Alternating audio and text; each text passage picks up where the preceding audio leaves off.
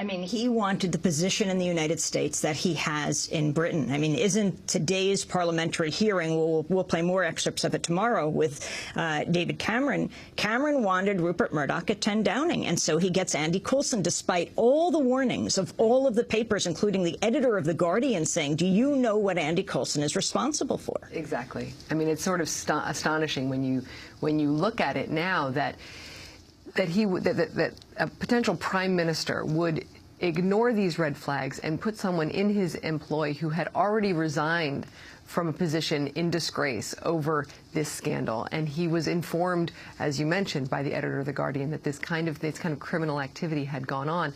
I think what that speaks to is the perceived power and the real and perceived power that Rupert Murdoch had in the UK. And I think one of the most important things you can see in Britain right now is how much that image has been punctured.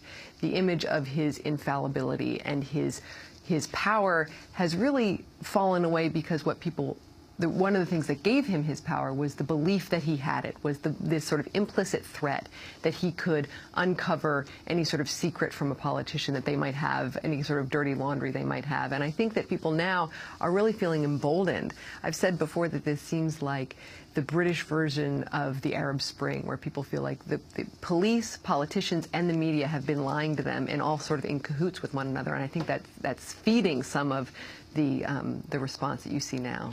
Could an embattled Murdoch empire bring down the British Empire?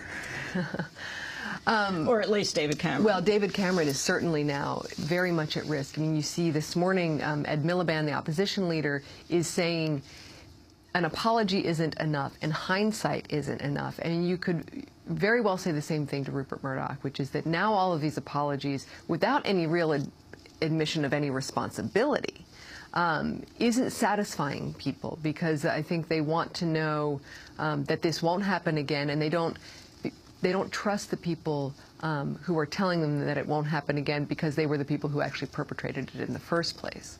Explain what happened at the Wall Street Journal. Explain the transition, what took place, what happened to the newspaper you worked at. Well, one of the first things during the actual negotiation for the deal, Rupert Murdoch had to set up an editorial independence agreement and an editorial independence committee, which involved a number of directors who were supposed to be there for oversight in case he tried to intervene with the newspaper in any way for his commercial interest. It took 4 months after that deal closed for Rupert Murdoch to force out the editor, Marcus Brockley, whom he had sort of contractually promised that he would not interfere with. And he put in his own editor in that position. That was Robert Thompson, who is now the editor of the newspaper. Marcus Brockley resigned without informing the editorial independence committee. And so the changes that Rupert wanted to make came much more easily after that point. And you saw a lot of people leaving who were part of the sort of old guard. And even to this day, so in the paper you see the stories became shorter, they became more of a general interest, covering politics, and they launched a greater New York section, a metro section, which was a clear dart at the New York Times, trying to take over the New York Times' dominance in this city.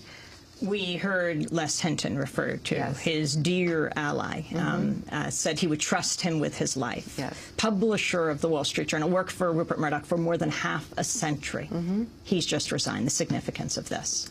Well, I mean, I think and head of Dow Jones. He was the head of Dow Jones. He was the publisher of the Wall Street Journal. The significance of that is that there's no bright line between what we're hearing about in the UK and what's going on in the U.S. No one has said that members of the Wall Street Journal are hacking into people's phones. I don't believe that to be the case. But the fact that someone who oversaw this kind of behavior and either willfully ignored it or actually knew something about it could rise to the level of being the commercial head of the most powerful business newspaper in this country should give one pause about the level of influence and the level of power that Rupert Murdoch has here. And how did the newspaper change? I mean, he has the Wall Street Journal and he has the New York Post, but the New York Post didn't give him the cachet he wanted to change American opinion, though Fox has certainly had a tremendous effect. I think that the Wall Street Journal for him was supposed to be this step into ultimate respectability in this country. And while the deal was going on, I remember there was a lot of talk about how this was going to finally give Murdoch the position of the sort of the ivory tower position of respected name, which the New York Post never truly was, nor was Fox News. And he was going to have the Wall Street Journal editorial page, which we know is very right-wing, and he was going to be able to use that in a way that he hadn't been able to use that before. Now, of course, the problem with this scandal is that it puts someone who grew up in the sort of most tawdry of newspaper cultures, in the tabloid culture in the UK, at the top of the Wall Street Journal.